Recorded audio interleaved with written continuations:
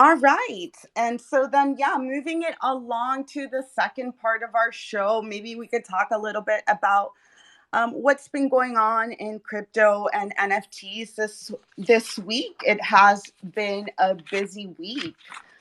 Let's see, where do we start? I don't even know where to start. Let's see. I know one thing that was. Oh, Tammy, were you gonna say something? Sorry, I didn't mean to. Nope, go ahead. No, I was going to say one thing that was making rounds this week on the timeline was the Gensler tapes. Not sure if you guys saw that, but apparently, the all the videos from Gary Gensler's MIT sessions were on YouTube, and a lot of video clips were put on the timeline. And what's interesting about that is that all the sessions are available on YouTube except for one, which is like lesson 18.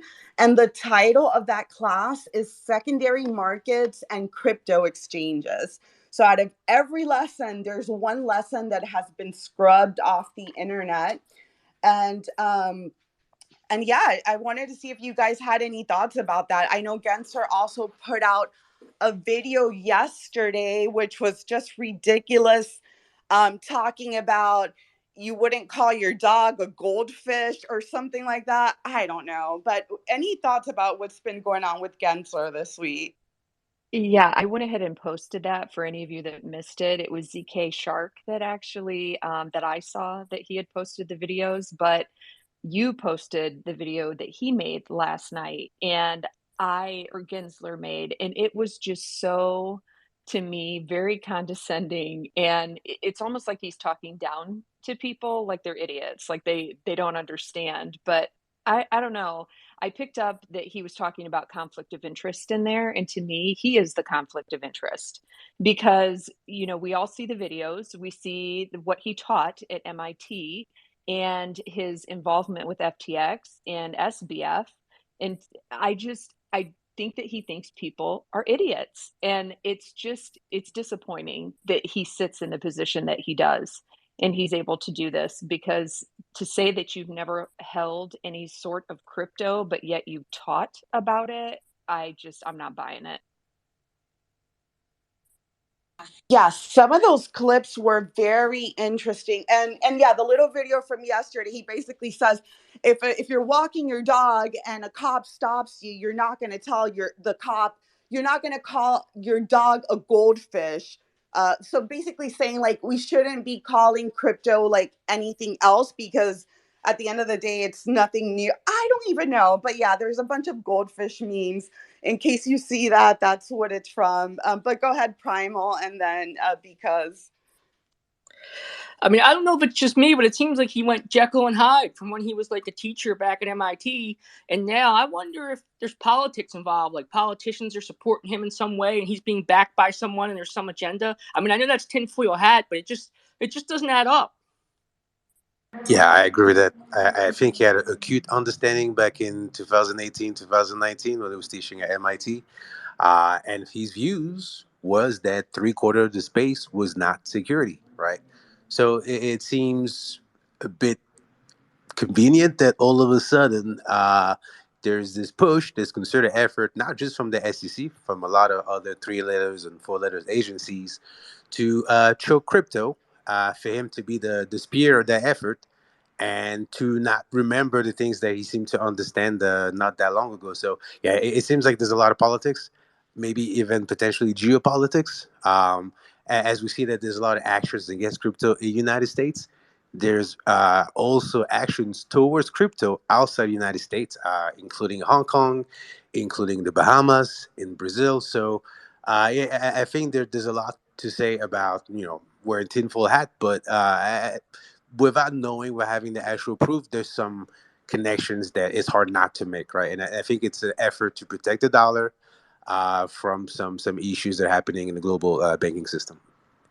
Yeah, I do find it kind of odd. This is a man that was a huge proponent of Algorand, and everything as far as his version of the Howey test, Algorand falls directly under it. And I believe he even was an overseer of the deployment of Algorand as far as like getting it listed on exchanges, the development, and all that stuff.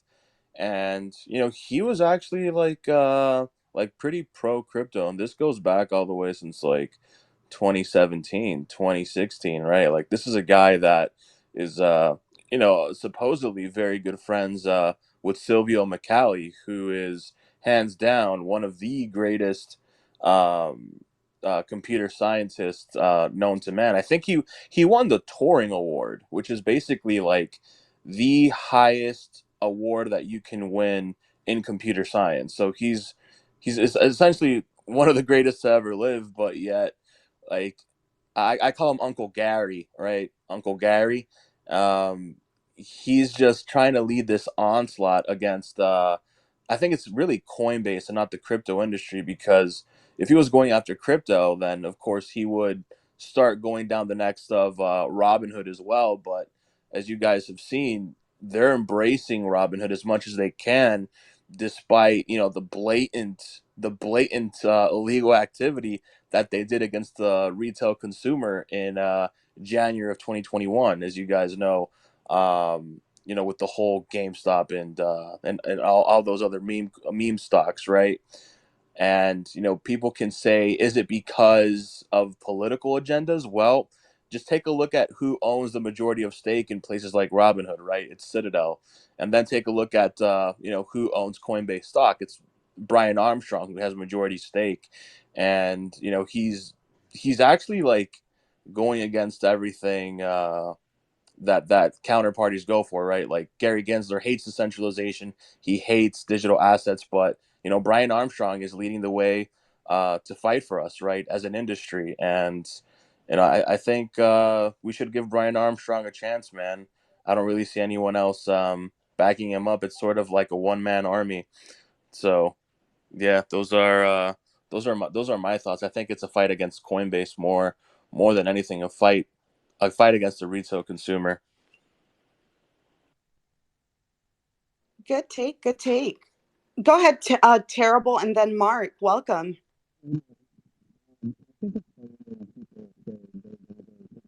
Oh, Terrible. You got terrible service. We'll throw it over to Mark, and then we'll come back to you. Maybe leave and come back because I could not hear him. Could you guys hear him? I could not. No, it was really Okay. muffled. Yeah. Drop off and come back, and we'll go to Mark. Welcome, Mark. Hi, thanks for letting me speak, guys. Have you guys heard of the Zen network? Nope. And what does that have to do with the current conversation? Oh, I'm just here because I thought this is about crypto and coffee. So it's a Yep, it is, but it's definitely not, come show your crypto and coffee. So, no, we have not heard about the Zen network. But you're oh, welcome to chime in on the current conversation about Gary Gensler, what we were talking about, or well, I mean, everybody who works for the government is against DeFi, so that's just my 2 cents about it. But if you wanna be your own bank, just get into Zen.network. no, all right, Marco.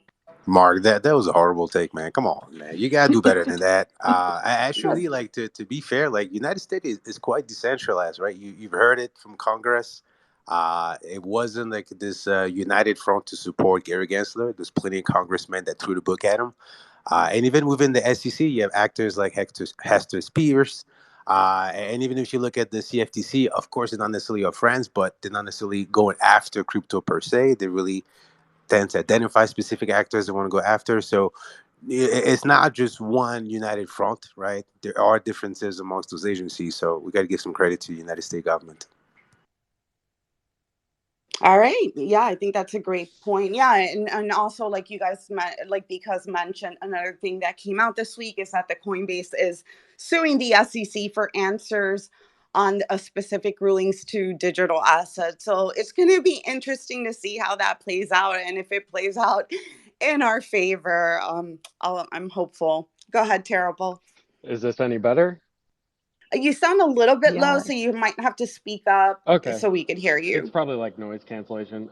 Just like to offer an opposing view, Gensler, if he says he doesn't own crypto, I don't know why that means that he shouldn't have an opinion about it. That's like saying you've never had like taken heroin, so you shouldn't be able to like talk about it or enforce anything over it.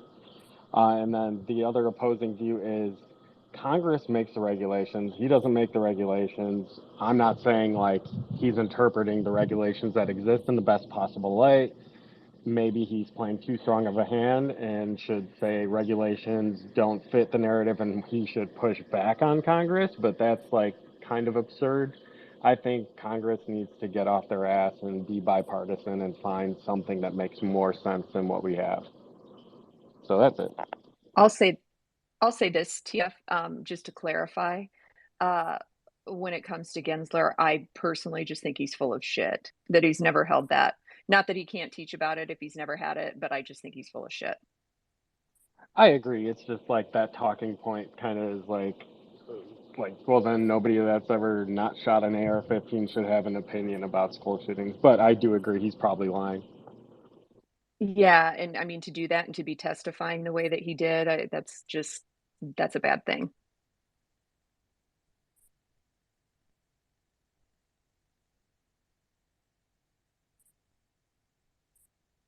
Are we still on, or did I drop off? No, we are good. Is Jess still there? Jess, are you there? Yep, I'm here. Sorry about that. Got Is that the interrupted here. Solana phone that's going on? Yeah, I have a loaner phone because I broke my phone last week and they were supposed to fix it in a day, and it's been 3 days, and now I have a shitty loaner, and yeah.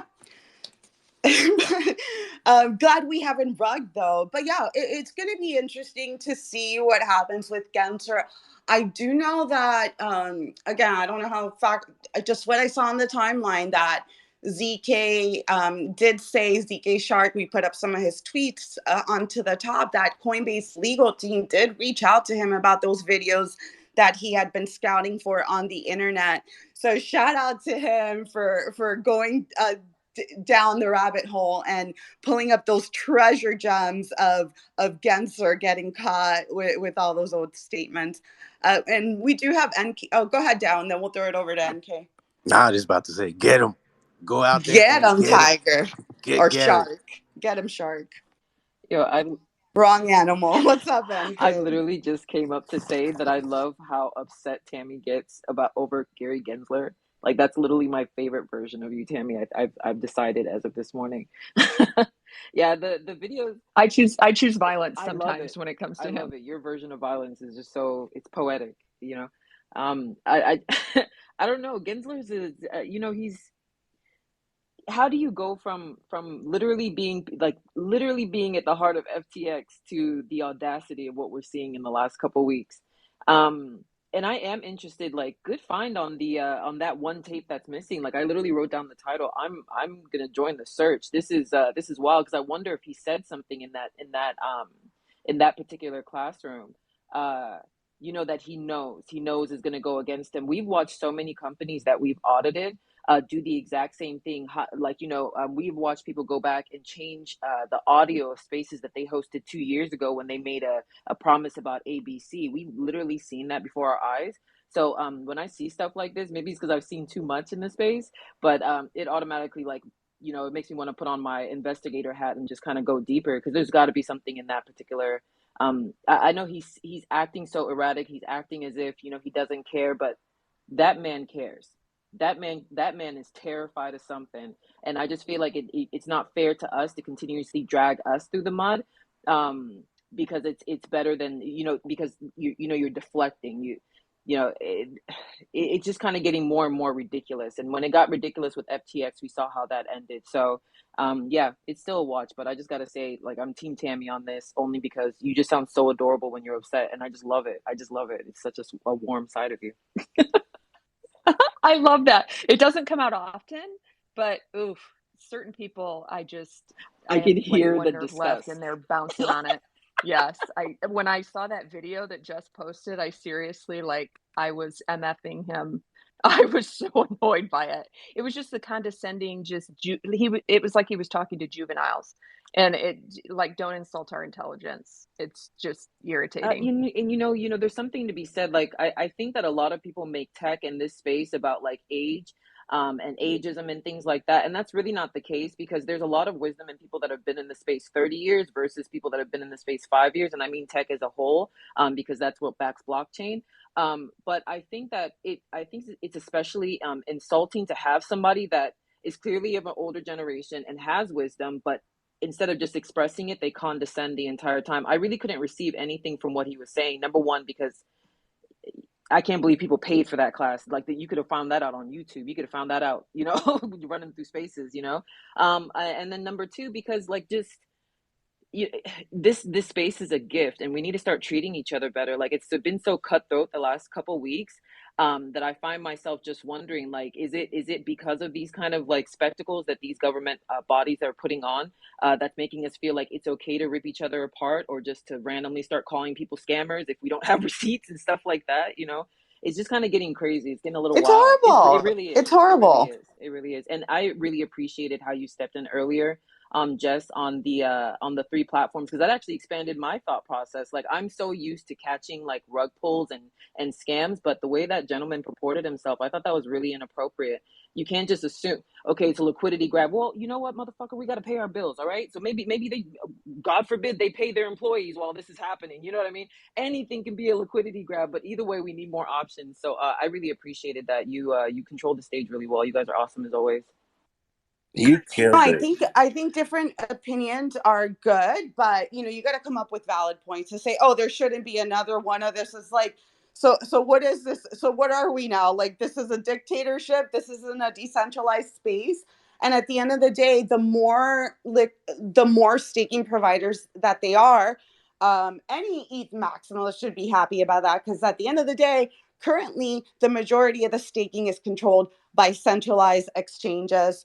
And then you have Lido and Rocket Pool. So why wouldn't we want different options in case, especially with all the regulation that we're seeing coming out of the US. So I'm all for having good debates, but they have to be valid, like come with valid points. Don't just come calling people names and things like that. Oh shit, I was going to say something else and I forgot about Gensler. Oh yeah, what I was going to say about Gensler, in one of his videos, he does call out the founder of Zcash was there. And he's like, oh, they seem to have been buddy. Oh, my friend from Zcash. So he has friends that are in this industry. And maybe that's why he doesn't want to, be upfront and say or not say what he wants to say. But that was another interesting clip where he says hello on camera to the founder of Zcash and calls him a friend and so forth. So that was interesting as well. But the next thing that I did want to touch on, and this kind of relates to Dal, your space earlier this week about MEV bots. Obviously, there's been this meme coin craze the past few weeks. And not sure if you guys have noticed, but there's this one account, Jaredfromsubway.eth, which apparently is an MEV bot that has been ranking up, thousands and thousands of Ethereum with all these meme coins. So I was wondering, Dow, maybe you could like give a high level overview of what an MEV bot is, and like how is he able to do this and gather so much ETH? Yeah, I had a space on MEV, but like don't get it twisted. I am not an expert on MEV. This is one of the most technical thing that happened in the space. But like my understanding is basically there's like a big space between a user sending a transaction and then that transaction ending up on in the block, right? Like ordered within the block, right? And in that space, there's a lot of different actors, right? You have searchers that look at the public mempool where your transaction end, and they decide the order of a potential block, right? And then they talk to builders, and then builders look at how much money they could make, and then they send it to relayers, and they send them to validators. So there's a lot of actors, and if you're really smart, if you can make some really, uh, I guess, good algorithm to understand how you can order transactions, you can actually create some attacks. You can create like sandwich attacks, front running attacks, all kinds of different weird things. So basically, sometimes you'll have to pay more, or your transaction won't actually get through. You have to send it again. And so there's basically in that space in between you sending a transaction, that transaction being in the block, there are people making money, right? They write those really elegant smart contract.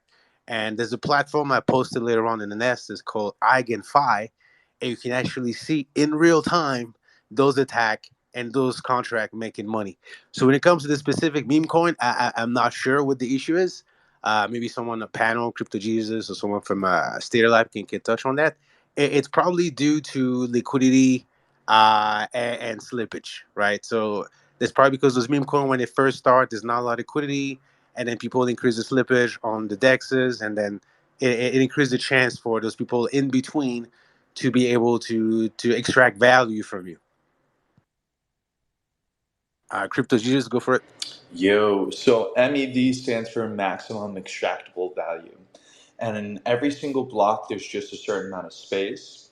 And it's not one transaction per block. You have a bunch of transactions that fit into one block.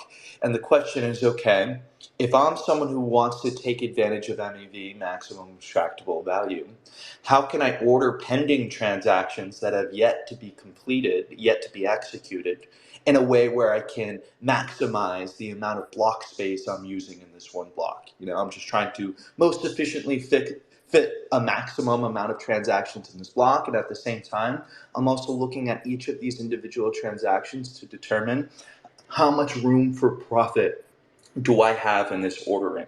So depending on the transaction and depending on the issue, what you're talking about with this meme coin, slippage is a factor that allows for users who want to swap one token for another to say, hey, I'm willing to take X% of a price difference, a supply difference actually, in fact, because there might not be enough available liquidity. So there's multiple factors going on here. There's people who are just trying to take advantage of all these different market making opportunities. And then there's another group of individuals, and sometimes it's often the same group, that are also trying to take advantage of maximum extractable value, which is competing for block space. So on one side, you're competing for liquidity and how to most efficiently place and circulate your liquidity. And on the other side, you're competing to see how you can most efficiently order these pending user transactions to maximize the reward in the competitive block space. And that's a quick summary of MEV. Awesome explanation. And in the thread that I read, it sounds like he calls himself Jared from Subway due to the fact that it's like a sandwich attack. So that's where it came from. So I thought that was interesting. Hash, I saw you had your hand up. Did you want to chime in on the topic before we go to Wolf? Yes, hey guys, I'm Hash. So I think it's called. Welcome. Thank you. I think it's called minor extracted value and not maximum extracted value, if that makes sense. That was in the past, right? Like when we moved from Yeah, proof of work but to proof then of stake to make it more Yeah, now general, it's it became maximum maximum. extractable value in agreed. terms of Ethereum. Yeah, agreed. But who cares about Ethereum, right? It's proof of stake. It's not proof of work. I keep on, go for it. I don't know if I have the energy to go for it, man. I'm so tired. So yeah, minimum extractable value now. Uh, if it's not proof of work, nobody should care, honestly. All right, Hash. You want to chime in on this conversation, or you guys just lined up to give me a hard time today? Bit of both. Bit of both. Just dipping in my toes. What kind of coffee do you drink, Hash? Do you drink coffee? I drink hash rate daily. Okay, anything you wanted to add on MEV? My patience is already thin. Sorry, Hash. Come back next week. Have yourself a cup of coffee and feel free to join the convo if you like. Let's go to Wolf and then we'll go to Primal. All right, thanks for having me up. I just came up to say congratulations so much, Jess, with your new subscription account. Twitter officially become your new full-time job now. Hey, Wolf. You're the sweetest. Thank you so much. How's your Friday going? Thanks for asking, Jesse. It's going pretty good, actually. And you guys? I cannot complain. But thanks so much for always stopping by.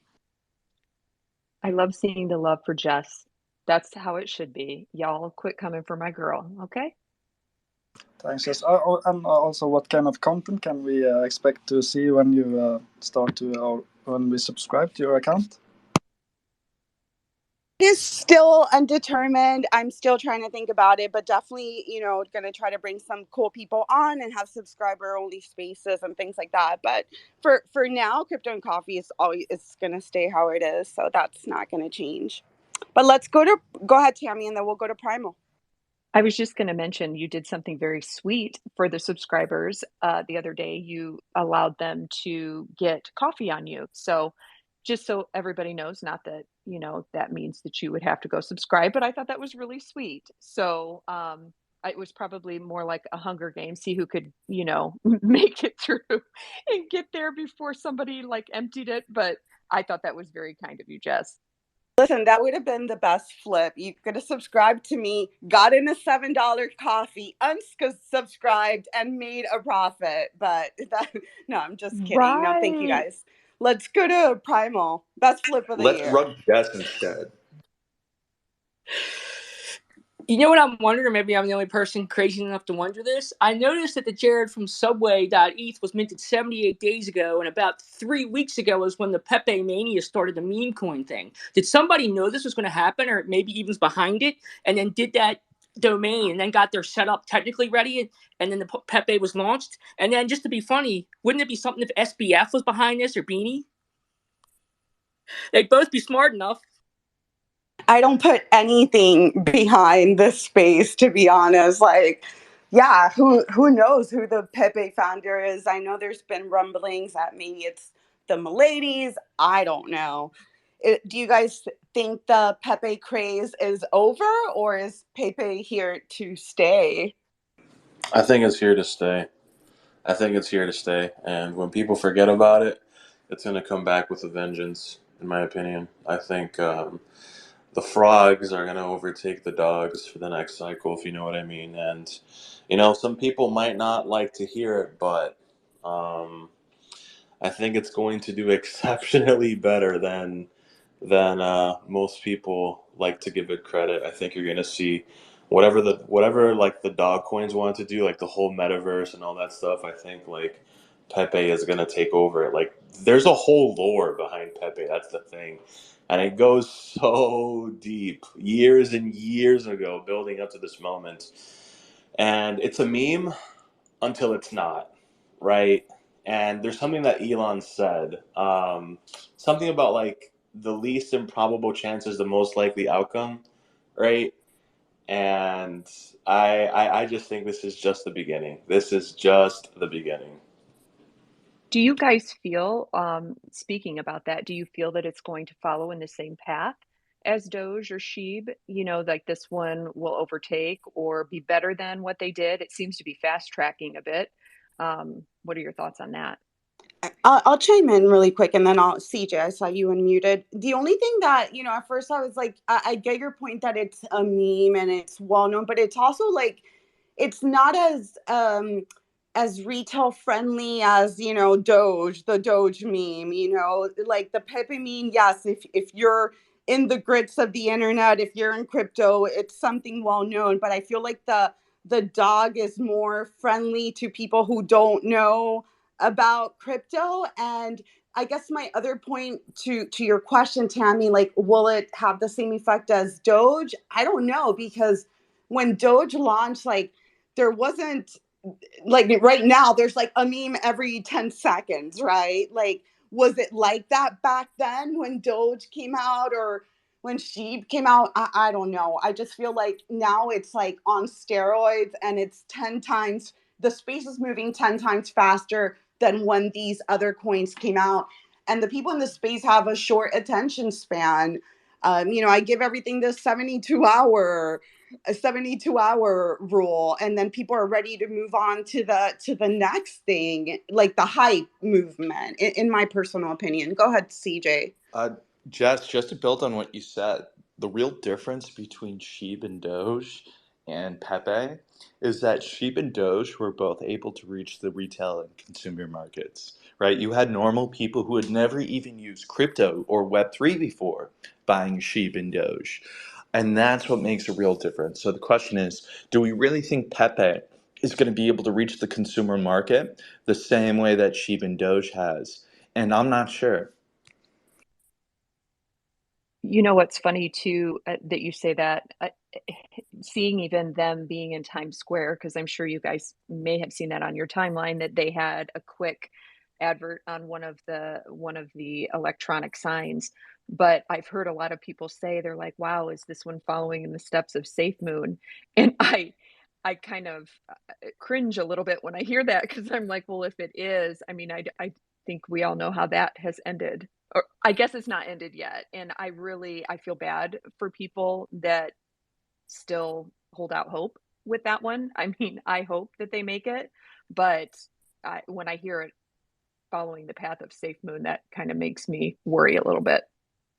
Yeah, just think about it to that Times Square example, and I'll go to the hands right now from a billboard perspective. People see a cute, friendly dog, and then they see a green frog. Like, who do you think is gonna? No, like, who do you think is? Which one do you think they're gonna be more enticed to actually look, or maybe even take a picture of? Just like from a retail, like, I know nothing about crypto or memes perspective, it's probably gonna be the cute dog, but I could be wrong. I don't know. Go ahead, Primal, and then Because, and then we have RNO here as well. Well, I was going to say, I agree with the takes that it has to hit mass retail, but we don't know who's behind this, or even if Jared and Pepe are the same people. But what if somebody with some real pull is behind this and they get it on Robinhood, Webull, and all kinds of things like that? I mean, it would explode. Now, I'm not saying it would pass Shiba or Doge, but it could definitely, get to $1 billion or 2 or 3 billion if that were to happen. But if it doesn't happen, it go to zero. But what are we at, like 100 million? So it's like the asymmetric bet to the upside could be great as long as people aren't risking money they can't afford Let's to lose. just say Binance didn't even put Shiba Inu token on their platform until after Elon Musk went on the Tonight Show in their largest viewed show in history and said SHIB on live TV. So, or Doge. So, and we all know that Doge and SHIB just had a strong correlation to each other, right? So if it took that much just to get a listing on Binance, and let's be real, SHIB is still not offered on any centralized platform, as far as I know. Maybe it's on Webull, but still, right? It's got limited offerings.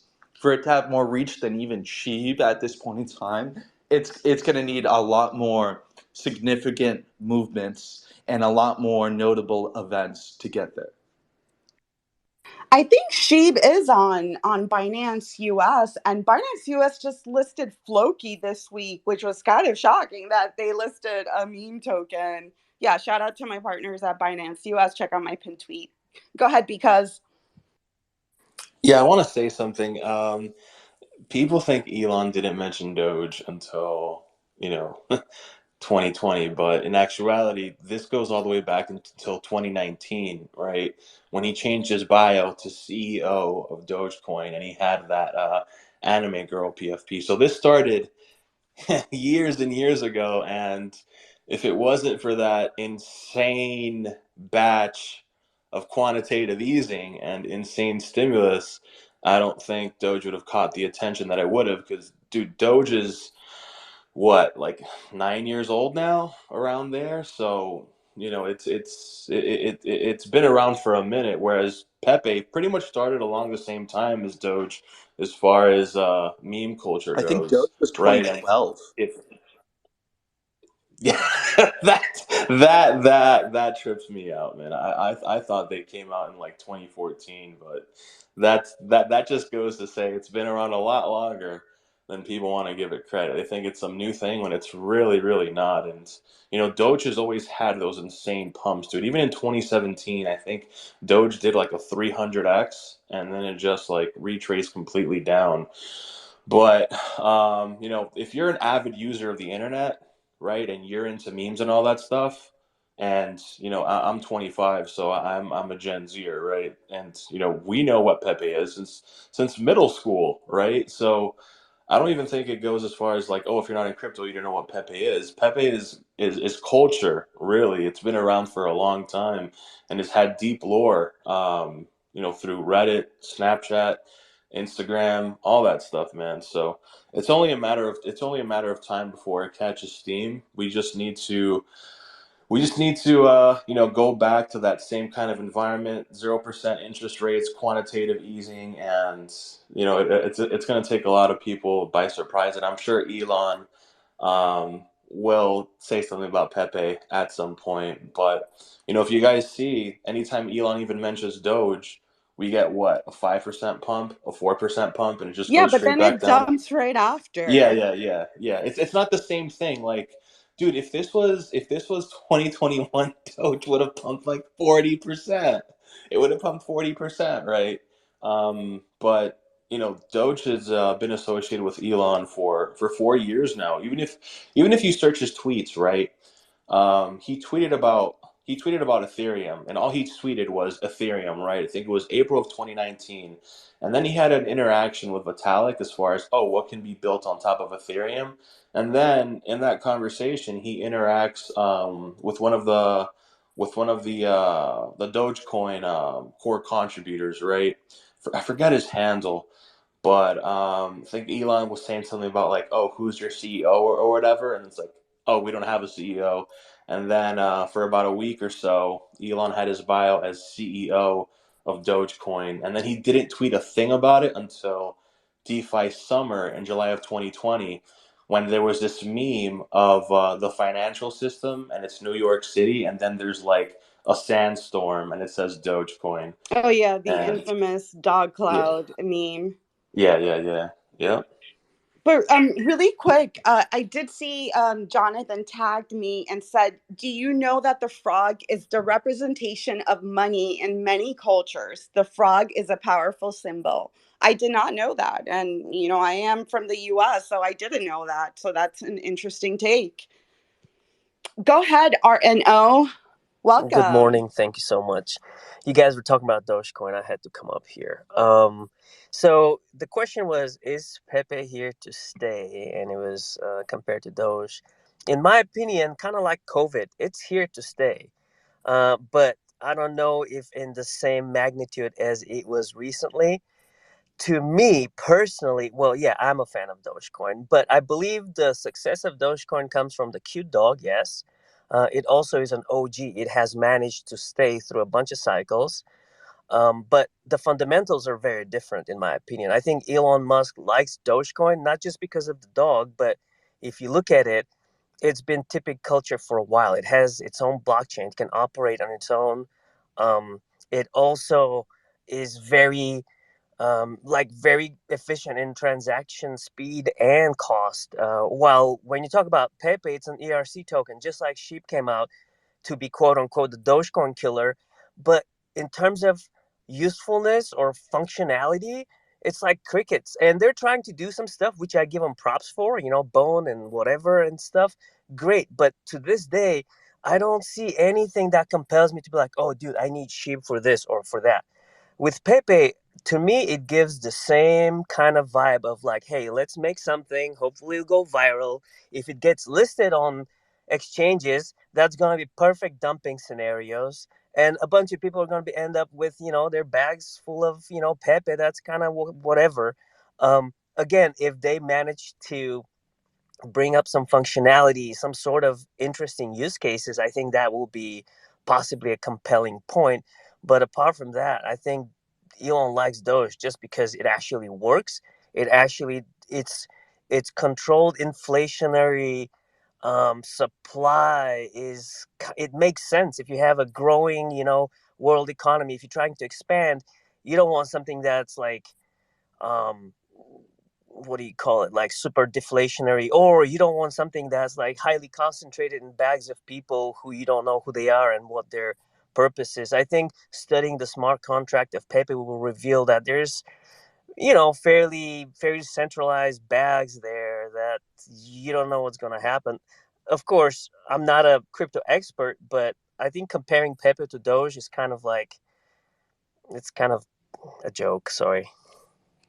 Yeah, I think that's a great take, and great distinction that one is a coin because it has a blockchain, and one is just a token on Ethereum. So big difference between Dogecoin and Pepe. Great point. And we do have Johnny up here. Good morning, Johnny. Welcome. Good morning. Can you hear me okay? Yeah, you sound good. Great. A few thoughts on this. So number one, did Doge start as a protocol or a coin?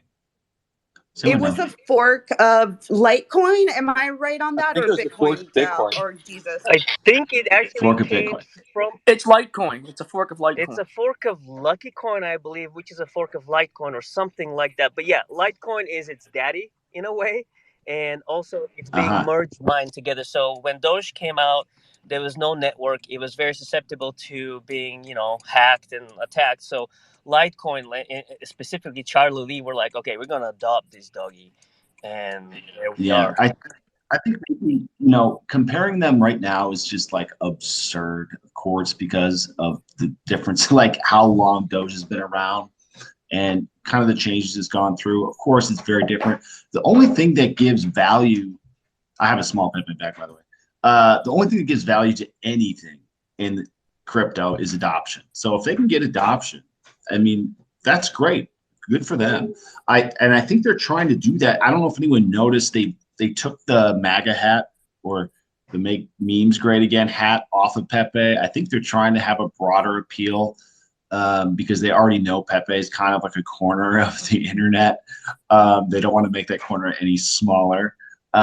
So I think it's interesting. My biggest concern is the connection to this Ryder Ripps fellow who just lost a massive lawsuit. And maybe is not a very savory character. Does anyone know like the actual connection between them? Was he just pumping it, or is he kind of like more integral to the foundation of it? I don't think that they've really said yet, but I'm sure you remember, I think it was last week, I said something about that because they were holding these huge spaces. It was Ryder Ripps and Polly. So I think Polly holds more of them now, but I think there was speculation that maybe they were the ones behind it. But honestly, I don't know. If someone They're else probably not a great chimes face in, to maybe. have for onboarding new people, considering they're generally associated with the alt-right in this space because of their ongoing, well, actually, not so long to be ongoing case with Yuga Labs, considering they just got an extremely detrimental blow and are going to have to pay their legal fees as well. But to your point, Johnny, and we'll let Johnny finish. Isn't the contract renounced? So does that matter at this point if the contract is renounced? Well, I think it is the association. Like if it comes out that we started this and they're very unsavory folks, I know I'd be like, I don't know if I want to be associated. I mean, I'll hold my back for at least a year. That was my daughter, sorry. But whatever. It is what it is. Yeah, go for it, Primal. Oh, I was going to say, too, a lot of people don't know that the Pepe meme is stronger than people think. Because one of the first NFTs ever, I believe it was 2013 or 2014 on Counterparty on XCP, was the Pepe, those Pepe cards and Nakamoto card and all this other stuff. I don't know all the information about it, but I think it's got a long history. And a lot of people don't know, too. Somebody tried to do a Pepe coin on Bitcoin Ordinals, a BRC20, and it didn't really take off. And then this one all of a sudden happened a few weeks later, if not a month. So that's all. This is really strange to me, like strange coincidences. Do you wonder why why it became a buzz? There's something very like an odd, nefarious feel to the whole. Like suddenly it becomes this big trend, somehow oddly pumped by. I don't know. It's weird. I my 2 cents on this. I think that there was a void in the space, right, for what people would say a fun coin, right? Like we got really serious. FTX happened, a lot of things happened. So people sometimes just need a breath of fresh air, right? And does have to have utility. Does have to have its own chain. It just has a cultural relevance, right? And I think Primal's point is undervalued, right? Like if you think about a coin that can have a presence outside of crypto, right? Like in my head, right? Like you follow me for a second. If you remember that congressional hearing where Janet Yellen was, I guess, testifying in front of Congress, and there was like a guy 2 rows behind her holding a sign that said "Buy Bitcoin," and you see this everywhere online as like a fun meme, right? That in a very serious moment, you kind of have this internet culture that reappears. I think Pepe can have that potential.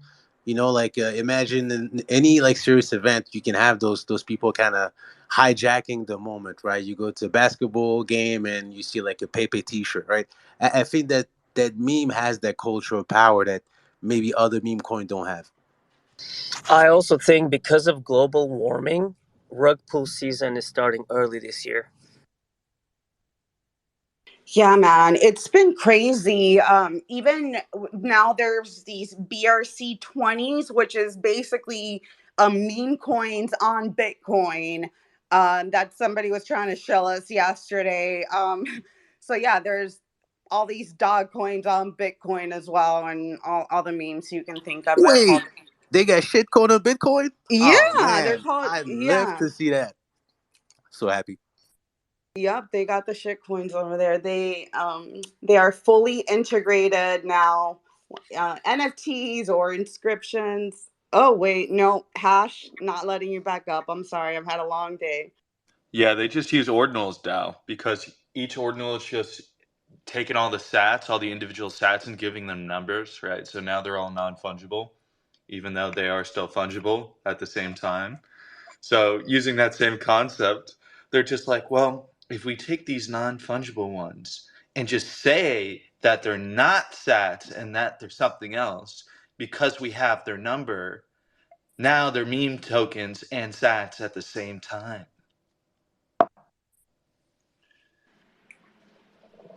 Oh, you know what? Prime has his hand up. Sorry. Oh, go ahead, Stony. You're new up here. Good morning and welcome. GM. Yeah, I came in because you're talking about Pepe. I'm not in the Pepe coin, but I like to share some thoughts about it. So, in my opinion, I feel like it's primed since we're getting into the next bull market next year. Basically primed for a good bull run. Why? The price, super cheap, millions of coins you could get for like 20, 10 bucks, 10, 20 bucks. The market cap is 100 million market cap. Doge ran up to 60 billion, if I'm not mistaken. Not only that, in the Web2 culture, Pepe is huge. So they're already familiar with this. As more mainstream comes in the next bull run. All we really need is for this to get posted, to get listed on Robinhood or any major exchange. I don't think it's going to dump. It's so cheap of a token, people are going to want to buy it. So that's, they always compare it to like, oh, what if it gets to like Bitcoin, or which I don't think it will at all. It will never get to Bitcoin. Like, we just need to not say No, yeah, that. but even 1 penny, I think that's like trillions, a $4 trillion market cap. So it might not even get to that. that's But it's so cheap, and you get so many for dollars. So it's like perfectly primed. Not financial advice I'm giving here. This is just my own opinion. But what are you guys' thoughts on what I just said?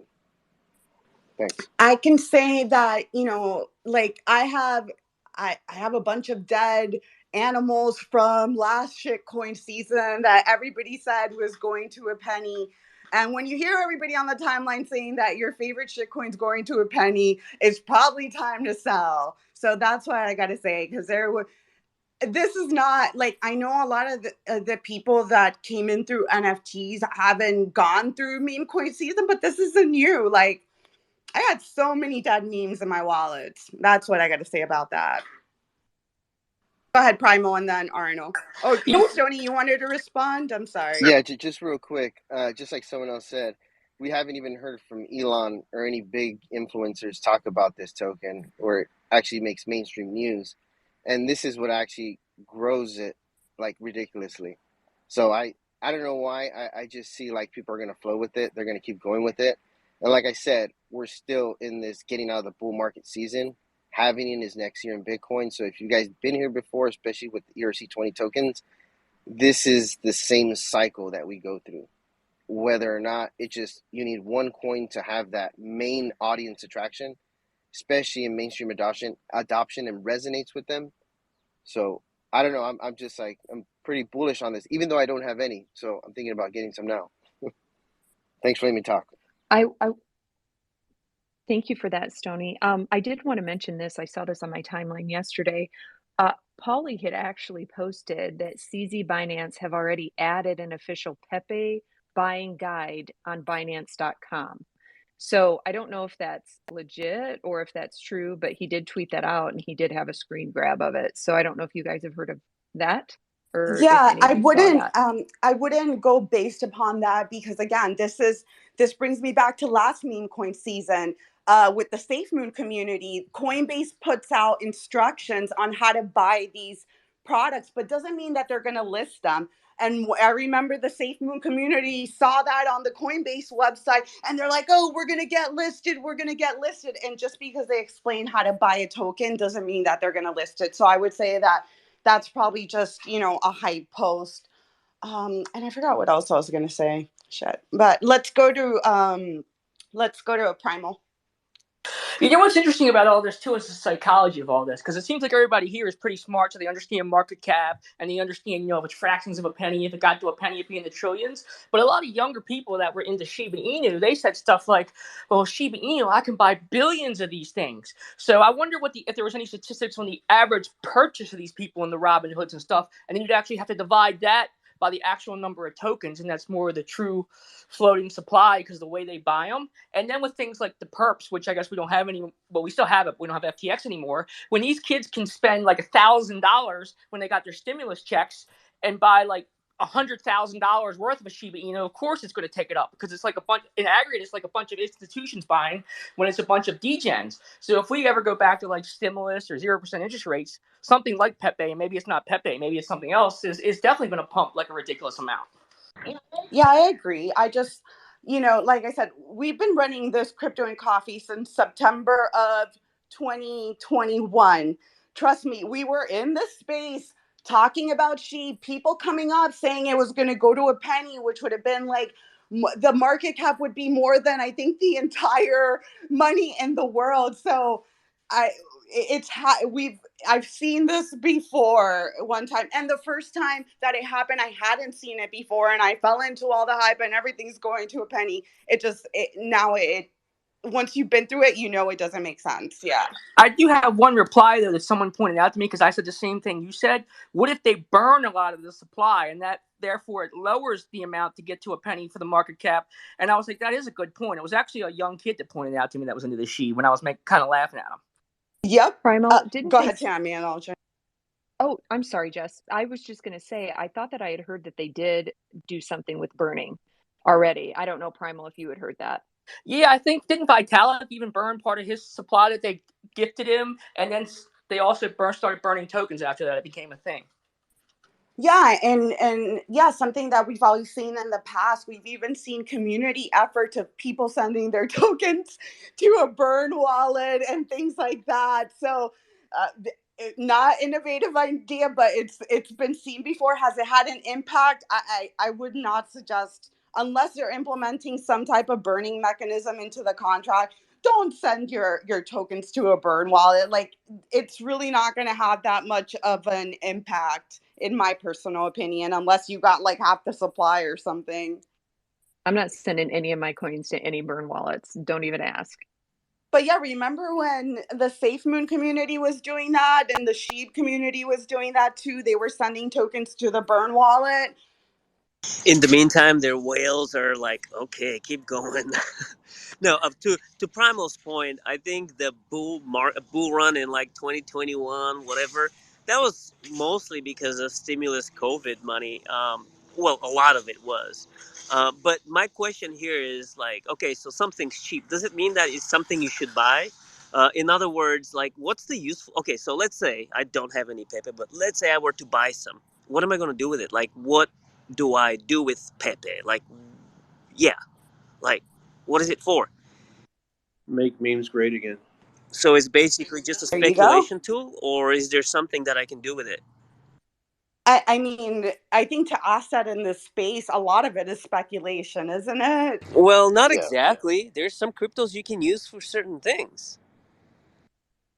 Yeah, but Elaborate. I'd say Yeah. the greater majority, right, is a casino, right? If we're going to be honest, like, yes, project will promise a lot of things, but most of them are just speculation tools. Can I? And didn't that almost happen with ApeCoin as well? I mean, I think people bought into that too, thinking down the road, with their roadmap and what they were going to be able to do with ApeCoin. So I think the same could be said for that as well. Yeah, look at the base, Can I just correct this idea that burning tokens adjusts the market cap? It has no no relevance. Like, as far as like the automatic market maker that runs that contract is concerned, those coins are still in circulation. So that does nothing to change the price or market cap. Yeah, if that depends on how their Correct. mechanisms work. If it's just sending it to an address, then it doesn't change the market cap.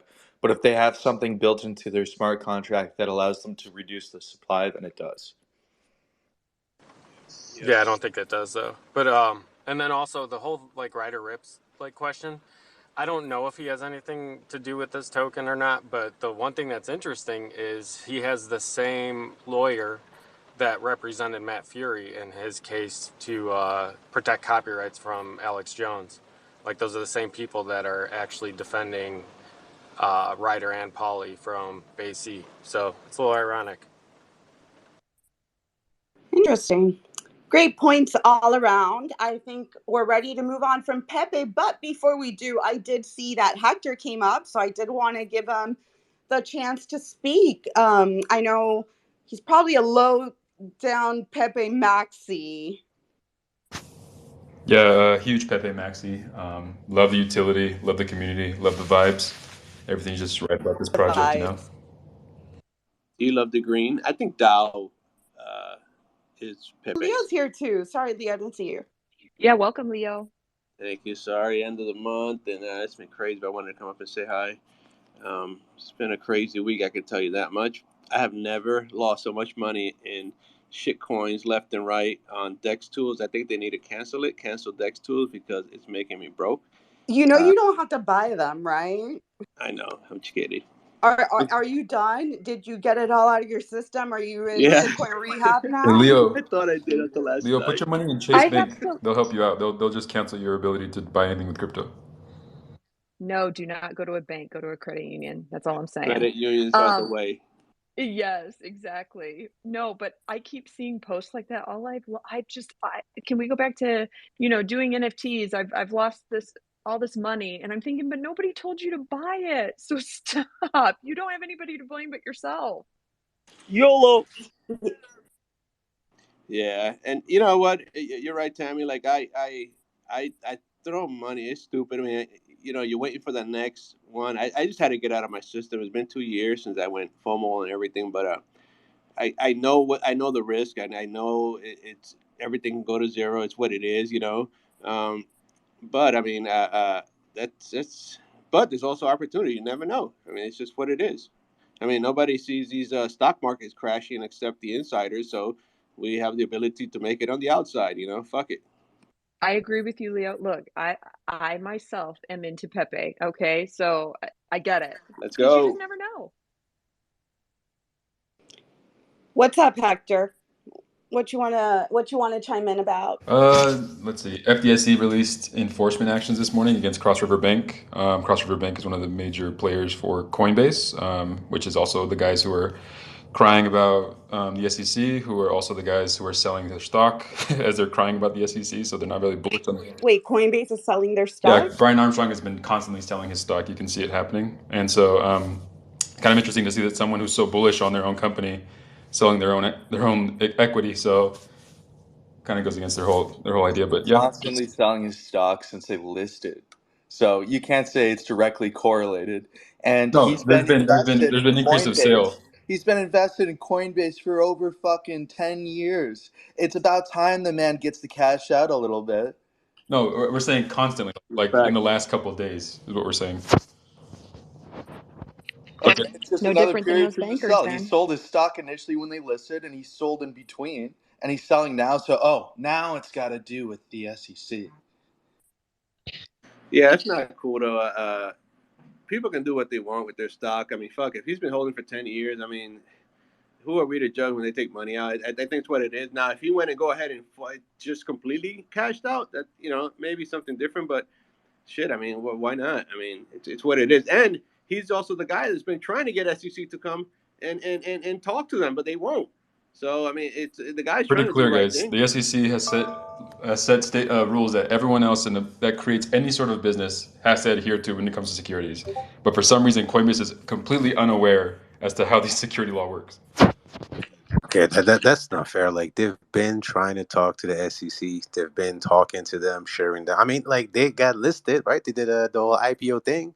So if there was any way for the SEC to actually provide some guidance, I think Coinbase would have taken it. They've tried everything they could to be compliant, right? And I guess the question to you, Hector, is that action by the FDIC. You honestly don't think it's politically motivated? Well, what I believe is that the Coinbase IPO is much different than what they are doing today. And it's just like they seem like that these securities laws are like came out of nowhere. Like, oh, what the heck, dude? We need clarity as to what's going on. Like, bro, like every single person who creates any sort of company and looks to find and sell securities to raise money, which is a lot of startups, adhere to the securities laws. Like every single company that goes to a VC goes through a certain path, sets up in Delaware because of certain advantages. Like this isn't new, and Coinbase is acting like they don't know what's going on. Hector, First, All right. you skipped the part of the space when we talked about Gary Gensler doing teaching at MIT and saying 3/4 of the space is not security. And the second part is you may say that about United States. Oh, well, obviously we don't need regulation because they're already there. But look at the rest of the world, right? Like it's not just the UK, but Europe or Bahamas or Hong Kong who are actually providing framework to actually clearly define what is security, what is commodity. And for most of them, it doesn't seem like they go in the direction of securities for cryptos. Most of them see them as commodities. Right, but then that's going like we don't care. Like if you're asking about the SEC, we do not care what. What do you mean we don't No, I'm care? saying Like no. Listen, we don't care what Europe does. We don't care what anyone else does. You're asking about what the SEC does, and if what the SEC does, there are rules and regulations regarding securities in the United States around like that are governed by the SEC. but that's not the No, point. no, that is the That's not the point. point. Like The point, if you care no, about no, what no. the The world's point doing, that's is that different. hold on, real quick. The point is that other countries, other regulations have clear rules for commodities and securities, and they look at crypto and instead they need to provide more clarity for it. United States somehow is trying to say that they don't need to when the rest of the world say yes, we actually need to. And that's fine. Other people can believe that they need to provide more clarity, and the SEC stance right now it says there is clarity. So if Hector, you it's not that's fine if you If don't there's say. clarity, why is everybody so confused? And why are because there is different bag bias. agencies in the US government calling things different things? Go ahead, Johnny. So after you say this a lot, like follow the rules. Everyone knows the rules. You know, Coinbase followed the rules when it came to like forming their company, and as far as the initial securities, like their IPO, getting publicly listed, those are clear, right? Everyone understands that. You cannot make the argument that the understanding of what Ethereum is universally accepted as a security, and therefore they need to do a Form D to get it exempt or something like that. The courts don't even agree on the definitions of a Howey test, especially the work of others component is interpreted differently across every circuit. There is no fixed definition of a regular security, a profit sharing note. Even being like a member in an LLC could be construed as being a security in some formations. There's all kinds of securities. This is a different kind that clearly does not fall squarely within any definition of security. The FTC or the CFTC said that it is a commodity. The SEC won't answer the question. So for you to come up here and insult everyone and saying, well, everyone knows the security is they have to follow the rules just like everyone else is stupid, because you can't tell us. All right, let's be nice. You can't Johnny. tell I us. wasn't speaking to Ethereum. No, I wasn't speaking to Ethereum. I was speaking to Coinbase and Coinbase's inability to understand what they're doing wrong. That's what I'm saying. I'm not speaking to Ethereum specifically. I'm speaking to Coinbase. Coinbase Okay. saying that they don't know. So Coinbase, okay, they can't know. They try to get rule clarity. If you may have seen the writ of mandamus that they requested, they did a petition for writ of mandamus this week. They asked the SEC. There's something called the administrative Policy Act or something. I think it's APA or ADA.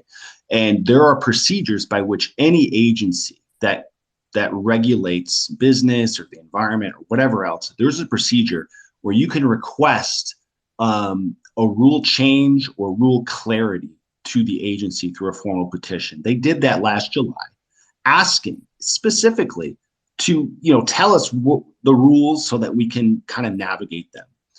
Now, I mean, Coinbase or the SEC has a good amount of time to respond to that, right? They can wait a year or even more, right?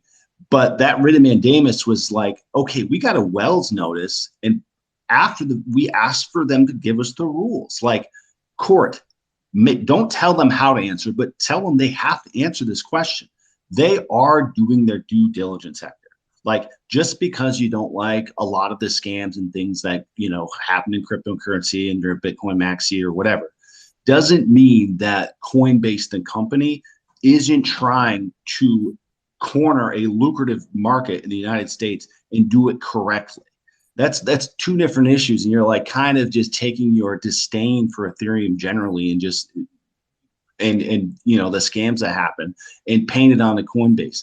They have no clarity, and you don't know if Ethereum is a security because there is no fixed definition of that, and you're kind of conflating all of these issues. So you come in these space and say the same thing. Everyone follows the rules, blah blah blah blah blah. Yeah, we do have to follow the rules. I think it's very clear that Coinbase has made an effort to follow those rules. And there's a paper trail of requests for rulemaking, writs of mandamuses, like working with a back and forth on the SEC on their inquiries. And it's in their best interest to figure out those rules and follow those rules because they will make billions of dollars. So they are doing their best. My point. And the counter argument to that is that they are making money. 85% of the entire revenue of Coinbase is coming from the United States. So if the SEC cracks them down, they're basically dead. And so they have a huge incentive to keep up what they're doing. And that's why they're fighting as hard as they can to make sure that this does not go the wrong way. And you can feel a certain way of like, no, people, like these things are very different, very new. But if you look at the majority, right, of the stuff that they sell or anyone sells, like there is a small group that dictates changes that happen to any one of these projects. And that small group does it for the benefit of that price of the underlying that's there. So it goes up, right? And the majority, like Dow had mentioned earlier, majority of the stuff people are buying doesn't do anything. It's just in hopes that something becomes mainstream in the future. But in any event, there are active teams who are being incentivized by the price to do something positively for the price to go up. That is in effect a security. And that's the point of difference between the definition across the circuits of what constitutes the work of others. And the more decentralization you have, the better.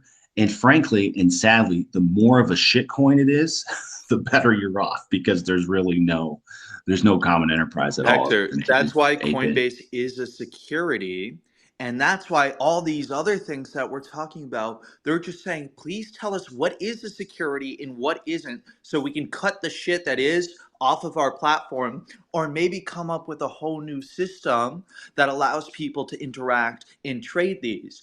But until we get clarity, then we don't know what the fuck we're doing. And yeah, you can shit all over us as much as you want, but it's not our fault because no one will tell us what's bad and what's not.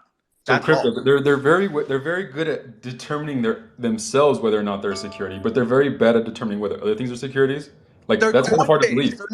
They're not supposed to be the entity determining what's the security and what's not. They are Coinbase. Well, how do they determine themselves? The SEC can't even determine which cryptocurrencies are securities and which are not. How do you expect Coinbase to? Well, they did it by themselves. They were able to run through an IPO process and understand that they are themselves securities. IPOing is different. That's using centralized systems to go and have an offering in the New York Stock Exchange. Exactly. You're going to hide behind the facade of decentralization. Which are completely very clear to know this stuff is decentralized. Ethereum and Dogecoin and all these cryptocurrencies are dependent on Coinbase. That's false. Coinbase has nothing to do with these cryptocurrencies. It just so happens that on Coinbase, You can buy them. They have a centralized offering. But that's the point. That's the point. That's the argument that's made by the SEC. You are facilitating the transfer of unregistered securities. You're But facilitating the how do we exchange of know if they're unregistered securities. securities or not if no one has said they are? Bro, it's not about someone telling you. It's about What do you mean? Of course Jess, it if I is. solicit, Yes, Jess, if it I is. All right, solicit, guys, Hector, let's get through some of the hands. Let's go to Nico, let's go to Leo, let's go to Brad, and then you can argue with them all you want. Good morning, Nico. Hi, good morning. I FOMO'd up here. I was like, I'm late. I had something to do this morning. I just FOMO'd right up. I wanted to come up and say hi to Jess and Tammy and Dow. Fuck you, Leo. F you, Leo, whatever. Hi, CJ. Hi, Johnny. Hi, Hector. Maybe we could loosen up the mood over here because people like to argue all the time. I heard it was kind of like there was a lot of drama this morning, too, while I wasn't here. I don't know. What the hell's going on today? Are I we don't know. still in Mercury retrograde? Is that what it is? I think Yeah, it is. apparently it's Not in gonna lie. retrograde until like May 5th or something, I heard, until Cinco de Mayo. So I can only imagine what's going to happen on Cinco de Mayo. This is like that space, like everybody's been so good all week, and they need to go into a room with white walls and just start fucking punching shit, like to then leave the space and go back to Pepe. the purge space. No, but one of the things with Hector, some of the things you said are accurate, but I think the SEC right now wants to drain Coinbase before they say, okay, this is how it's done, because they have no fucking clue how it's done. And for the fact that you said Coinbase is dead, no. You know how many countries want to just say, hey, why don't you come over here, open up, and start over here? They can do that. So I think the biggest point is, and we do care what goes around the world, because that's what we're trying to do. We're trying to make currency. It's to use it everywhere in the world. How can you not want to use that?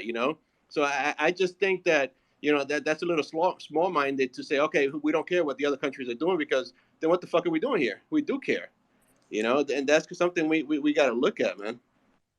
Yeah, and Coinbase did announce that they have a license in Bermuda, if I'm not mistaken, just coming off the top of my head. And it does look like they are going to start an international exchange. Gemini is also has plans to open a non-US exchange. And who was the other one? Could it be? I'm not going to say the third one because I don't remember for sure. I'm surprised they haven't had a non-US exchange this entire time. I'm surprised that they have not had a non-US exchange this entire time. And from what I read, it looks like it is going to offer derivatives trading. I know that could be a little bit, of a touchy subject, but yeah, they are going that way, it seems like. So at the end of the day, if Coinbase gets shut down in the US, like, we're the ones that are screwed. And I know it probably doesn't affect you, Hector, because BSV is not on Coinbase. But yeah, it affects a lot of people that buy, top 10 cryptos. Yeah, they only like securities. That's why they don't list it. Oh, please. Then why? So you're saying Bitcoin is a security? No, Bitcoin is not a security. It's So they have Bitcoin listed. So your point makes no sense. All right, so you're the one who decides what's a security and what's not. Thank you for letting us know. No, I don't decide that. It's pretty clear though. You said Bitcoin's not a security, but these other things are. Well, we can run why. So how do you know? We can tell you why. Why? Because there's no central. Well, the point of Bitcoin was there's no central entity that dictates the future and the growth. Like the creation of a Bitcoin was not predetermined, right? Like in the sense that so now it's defined by if the entity is central or decentralized. But because a central entity, right? Well, were you aware that like, for example, right? An example is Ethereum, right? Like Ethereum, there was sales happening to small groups of people at very, very low numbers, and a lot of those people who were buying it are now creators of other things. Like a lot of the founders' selling consensus, something at a lower value than what it's worth today makes it a security. Well, yeah, when you sell it why are you selling it? If I sell you a potato at a value 2 years ago at a value that's was worth 20% what potatoes are worth today, are potatoes a security? Well, you're selling futures contracts, so yes. Oh my That is literally futures God. No, Stop, contracts. Hector, no. stop. No, You The futures got future stop contracts the are not contracts are cap. securities. regulated by the Hector, CFTC, so they're commodities. no. Futures contracts are not securities, Hector. That there's a difference, Yeah, bro. they're regulated by the CFTC, so Yeah, literally your point is mute. there's a huge difference, bro. You could put a futures contract on a commodity, bro. What's wrong with you? At the end of the day, though, Hector's like his point around generally Ethereum being a security or not is as valid as a point that it is not or is, like, from anyone, because we don't know. The only thing you can't say is that, Coinbase, shame on them, they should know it's a security. You can't go that far because you need to concede that the definitions and the frameworks we're working within and the reason why we're having this argument are inadequate for Ethereum. So you can, like, maybe it is, maybe it isn't, but we don't have a fixed definition of security that's sufficient for anyone to be right in this conversation. So really, we're just running in circles. But to say that Coinbase, shame on you, you're selling unregistered securities, you can't go that far. I think that's where we will disagree. Hector. Well, look, Johnny. So here's an example. I was building a trading platform that was all it was doing was that you would join, pay a fee to join, and you are trading fake money, right? Not real money. You're trading fake money. It's known to the user you're trading fake money, and at the end of the session or whatever, the game was over, you would get a percentage of the proceeds based on your rank according to how you did. That to the SEC is viewed as a credit default swap. Even though nothing was actually traded, I was still selling unregistered securities. So I was setting up to do that, and I decided to go against it because the SEC has had rules and regulations around that. And therefore, I'm like, Hector, you know that's what? because you're trading on the user's behalf. You said you're No, giving no, me you don't understand profit, me. a You don't percent understand of me. You, profit for crypto, trading. would join. You would pay a fee, a $10 fee. You would play the game. At the end of the game, you would get paid out according to where you ranked in the game with all the other players. Oh, it's a So portion of the initial fee. exactly, and Got it. that ability, you don't even touch real anything like at all. But the underlying that you being paid for your performance on real world assets was considered a credit default swap by the SEC. That Okay, that's not a security, really, dude. Like what you're describing right now happens everywhere. That's not a security. It's like what do you me mean, hosting a poker tournament, giving everybody chips, and whoever ends up at the top cashes out. There's no difference between what you're talking about right now. It's a casino. bro? A This credit is default literally swap. What you literally just for All described right, is a casino. guys, go ahead, finish Nico, and then we're gonna move on. You might like the next topic too, Hector, because it is about ETH. So yeah, welcome, Matt. I'll throw it over to you in a second, Matt. Let me just get this out before I forget. So another thing, yeah, we're not gonna there's one person up here that's a lawyer. Okay, nobody else is, and I'm not gonna say he's right or wrong, but if you're not a securities lawyer, uh, don't I don't know. That's all I'm saying. That's all I'm gonna say on that. So we'll leave it to the expert. And if it was so clear, we should be able to know exactly what's a security and what's not, in my personal opinion. Next topic. So we talked a little bit about Pepe and all the meme coins, which brought to light my favorite topic, which is ETH gas fees. And obviously, those have been skyrocketed the past few weeks. And I did see that from Thursday's ETH developer community call. It looks like the next update, which is Cancun, it's going to focus on proto-danksharding.